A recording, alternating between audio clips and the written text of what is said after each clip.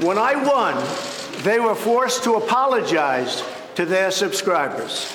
They wrote a letter of apology. It was the first time anybody's ever done it because they covered the election incorrectly. So if the failing New York Times has an anonymous editorial, can you believe it? Anonymous, meaning gutless, a gutless editorial. Well, the essay comes just a day after excerpts from journalist Bob Woodward's book portrayed a West Wing in chaos. Our Asia government managing editor Dan Tenkate joins us now for more. Talk about timing, right? What's been the White House reaction?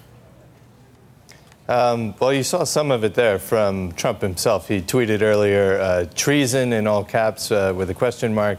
So, it's been a lot of pretty livid tweets, calling on the New York Times to expose the source, to turn over the op-ed writer on national security grounds. So, he's really pounding on this, using it as an example, to feed his narrative of fake news and to kind of question, the enemies within, as he says. So.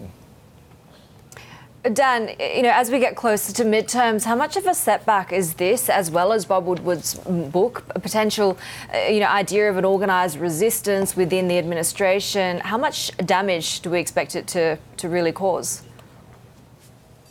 Well, we've seen a lot of these kinds of narratives emerging, not just in Woodward's book. There's Fire and Fury before that. By Michael Wolff. There's been countless news reports kind of getting at this same kind of subject of chaos in the administration. So, as Jeb Bush said in the debates, Trump would be a chaos president. In some ways, he thrives off this. He can use it to polarize the electorate, to feed to his base. So it's unclear exactly the political ramifications of all this. It really comes down to how is his base viewing this? Do they buy his argument, or do they just view this as one more attempt to smear a president that they love?